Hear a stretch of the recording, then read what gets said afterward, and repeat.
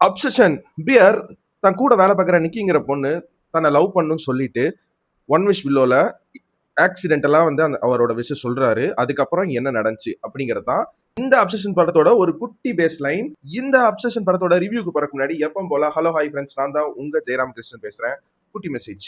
ஒரு விஷயத்து மேல ஆசைப்படலாம், பேராசைப்படக்கூடாதுன்னு சொல்லுவாங்க. அது என்னன்னா, இப்போ உங்களுக்கு இந்த மாதிரி ஒரு விஷயத்த நான் அடைஞ்சே ஆகணும் அப்படின்னு ஒரு பொருள் மேல ஆசை வரும். பட் அந்த பொருளை விட இன்னும் பிரம்மாண்டமா உங்களை ஆச்சரியப்பட வைக்கிற ஒரு பொருளுக்கு வந்து அந்த ஆசையோட இந்த பொருளை மறந்துட்டு அந்த பெரிய பொருளை வந்து ஆசைப்படுவீங்க. பட் நீங்க ஆசைப்பட்ட அந்த ஒரு சின்ன பொருளுமே வந்து கிடைக்கிற மாதிரி வந்து கைக்கிட்ட வந்து கிடைக்காம போயிடும். அது உங்களுக்கு தெரியாம நீங்க அதுக்கும் மேல பேராசைப்பட்ட அந்த ஒரு பெரிய பொருளுமே வந்து கிடைக்காம ஸ்டார்டிங் லைன்ல டிப்ரெஸ்ட் ஸ்டேட்ல மறுபடியும் வந்துருவீங்க. ஸோ என்னை பொறுத்த வரைக்கும் இருக்கிறத வச்சு நம்மளால என்ன பெஸ்ட் அண்ட் பெட்டரா கொடுக்க முடியுமோ அப்படி வாழணும். அப்படி வாழ்ந்தாலே நீங்க ஆசைப்பட்டது உங்களுக்கு கிடைக்கும். நீங்க பேராசைப்படாததுமே வந்து சர்ப்ரைஸா உங்க லைஃப்ல வந்து கிடைக்கும்.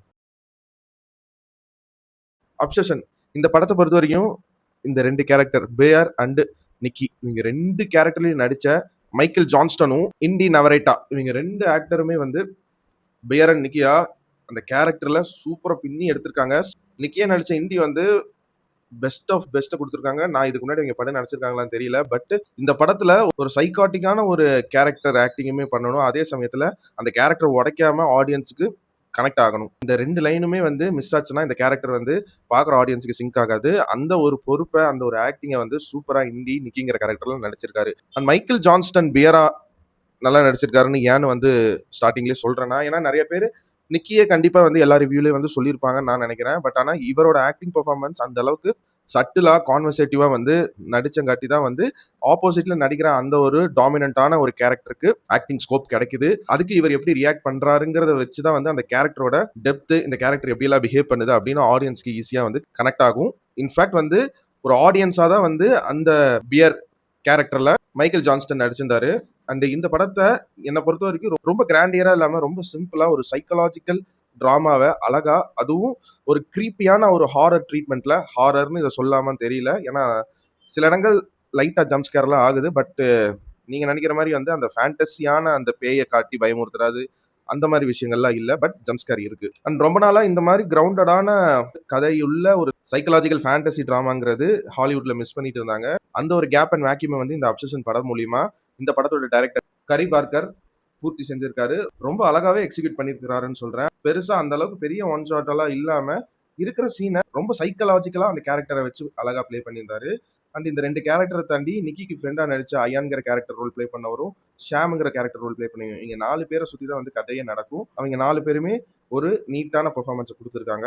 சர்ப்ரைசிங்லி அந்த ஷாப் கீப்பரா வந்த அந்த ஃபீமேல் கேரக்டர், அதுக்கப்புறம் வர அந்த ஷாப் கீப்பர் மேல் கேரக்டர், அந்த 2 கேரக்டர்லயுமே வந்து பயங்கர டார்க் ஹியூமரை வந்து ஆட் பண்ணி அழகா காமெடி டைமிங்கை மேட்ச் பண்ணியிருந்தாங்க. இங்க இந்தியாவில் வந்து நிறைய சீன்ஸ் வந்து சென்சார் பண்ணிட்டாங்க. ஸோ வந்து இன்னுமே இம்பாக்ட்ஃபுல்லா நம்ம ஒரு ஆடியன்ஸுக்கு புரிஞ்சுதான் கேட்டா கேள்விக்குறிதான். மேபி அந்த அன்சென்சார்டு வெர்ஷன் ஓடிடியில் வந்ததுக்கப்புறம் பார்த்ததுக்கப்புறம் அந்த கொஸ்டினுக்கு ஆன்சர் கிடைக்கலாம். ஸோ அதனால சில விஷயங்கள் வந்து பார்க்கும்போது இது என்ன கதையோட சேர்ந்து ஒரு ஃப்ளோவா இல்லாத மாதிரி இருக்குது அப்படிங்கிற ஒரு ஃபீல் வரலாம்.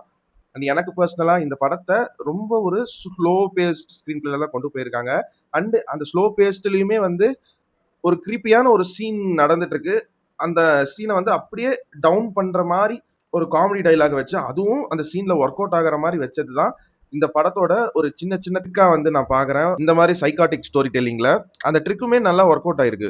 லேயர்ஸ் கியர்ஸ்னு பெருசா எதுவுமே இல்ல. ரொம்ப சிம்பிளான சினிமாட்டோகிராஃபி, ரொம்ப பிராக்டிக்கலான லொகேஷன்ஸ், காமெடி அண்ட் ஹாரருக்கு ஏற்ற மாதிரி இருக்கிற editing cut, makeover artist works, அமானுஷ்யமா சில விஷயங்கள் நடந்தாலும் அது ரொம்பவே ரூட்டடா காட்டின விஷயங்கள், ஆடியன்ஸுக்கு ஸ்பூன் ஃபீட் பண்ணாம சீன்ஸை அங்கங்க ஈஸியா புரிய வச்ச விஷயங்கள், இந்த படத்தோட டைலாக்ஸ், இந்த படத்துக்குனே ரூட்டடா இருக்கிற இந்த படத்தோட டார்க் காமெடிஸ், ஆக்டர்ஸோட பெர்ஃபார்மன்ஸ், இது எல்லாத்துக்காகவுமே தாராளமா இந்த படத்தை நீங்க தியேட்டர்ல போய் அப்ரோச் பண்ணி பார்க்கலாம்னு சொல்லுவேன். இன்னும் நீங்க இந்த படம் பார்க்கலனா. ஃபிளாஸ்ன்னு பார்த்தா வந்து சில விஷயங்களை இன்னுமே எக்ஸ்ப்ளோர் பண்ணி காட்டியிருக்கலாம், டைம் எடுத்துன்னு தோணுச்சு. ஆல்ரெடி ஸ்லோ ஸ்கிரீன் பிளேல தான் போயிருக்கீங்க. இன்னும் சில விஷயங்களை கட் அண்ட் கிறிஸ்பா வந்து ஒரு 5 நிமிஷம், ஒரு மேக்ஸிமம் ஒரு 5 நிமிஷம் எடுத்துக்கிட்டு சொல்லியிருக்கலாம்னு தோணுச்சு. இது என்னோட ஒரு பர்சனல் ஒப்பீனியன் மட்டும்தான். அண்டு இந்த படம் வந்து எல்லாத்துக்கான படமுமா அப்படின்னு கேட்டிங்கன்னா வந்து இது வந்து ஒரு அடல்ட்ரேட்டட் ஃபிலிம். ஸோ வந்து கண்டிப்பாக வந்து ஐடியெல்லாம் செக் பண்ணி தான் வந்து தேட்டருக்குள்ளே விடுறாங்க. அண்டு சில க்ரீப்பி அண்ட் இந்த மாரி படங்கள் பார்த்தா வந்து எனக்கு வந்து ஒரு மாரி இருக்கும். ஒரு மாரி மைண்ட் செட் வந்து நெகட்டிவ் வைப்ரேஷனா இருக்கும். இதெல்லாம் நான் அவாய்ட் பண்றேன். என்னடா படம் எடுத்து வச்சிருக்கீங்க? ஐயோ! கண்றாவியா இருக்கே! அப்டின்னெல்லாம் வந்து யோசிச்சுட்டு இருக்கிற ஆளா இருந்தீங்கன்னா, உங்களுக்கான படம் இது இல்லவே இல்ல. தாராளமா இந்த படம் வந்து அவாய்ட் பண்ணிடலாம். ஏன்னா, அந்த மாரி சில விஷயங்கள் இந்த படத்துல இருக்கு. இதுக்கான ஒரு செட் ஆஃப் ஃபேன்ஸ் இருக்காங்க. கண்டிப்பா இந்த மாரி படம் பிடிக்கிறவங்க தாராளமா இன்னும் பார்க்கலன்னா போய் தியேட்டர்ல பாருங்கன்னு சொல்லுவேன். அண்ட் நான் பார்த்த சோர்ஸ்லயுமே வந்து இன்னும் 1 வீக் ஆச்சு. இன்னுமே வந்து இங்கிலீஷ் சப்டைட்டில்ஸ் போடல. அண்ட் அந்த ரேஷியோவும் பார்த்தீங்கன்னா 1:1 தான் வந்து இருக்கு. ஃபுல் ஸ்க்ரீன்ல வந்து படம் அவுட் வந்து அவங்க குடுக்கல. படம் எடுத்ததே அந்த ஃபார்மேட்ல தான் இருக்கு. என் எனக்கு பெர்சனலா வந்து அந்த ஃபார்மேட்ல வந்து படம் வந்து அவ்வளோ பெரிய ஸ்க்ரீன்ல பார்க்கறதுக்கு கொஞ்சம் ஆடா தான் தெரிஞ்சுச்சு. ஸோ ஓவராலா இந்த படத்த பொறுத்தவரைக்கும் எல்லாத்தையுமே வந்து கவர் பண்ணிட்டேன்னு நெனைக்கிறேன். ஸ்பாய்லரே இல்லாம. சில விஷயங்கள் விட்டிருந்தேன்னு நீங்க நெனச்சிருந்தீங்கன்னா படம் பார்த்தவங்க, மேபி அது சொன்னா ஸ்பாய்லர் ஆயிரும் அப்படிங்கிறங்காட்டி தான் வந்து நான் சொல்லாம விட்டிருப்பேன். மத்தபடி எல்லாத்தையும் கவர் பண்ணிட்டேன்னு நெனைக்கிறேன். இந்த அப்சஷன் படத்துக்கு என்னோட ரேட்டிங் என்னன்னு கேட்டீங்கன்னா, 100க்கு தாராளமா ஒரு 90 மார்க்ஸ் தருவேங்க. Obsession clearly justifies its title and gives a new experience in a cinematic format.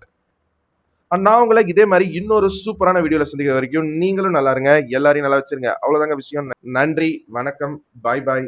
நான் வரேங்க.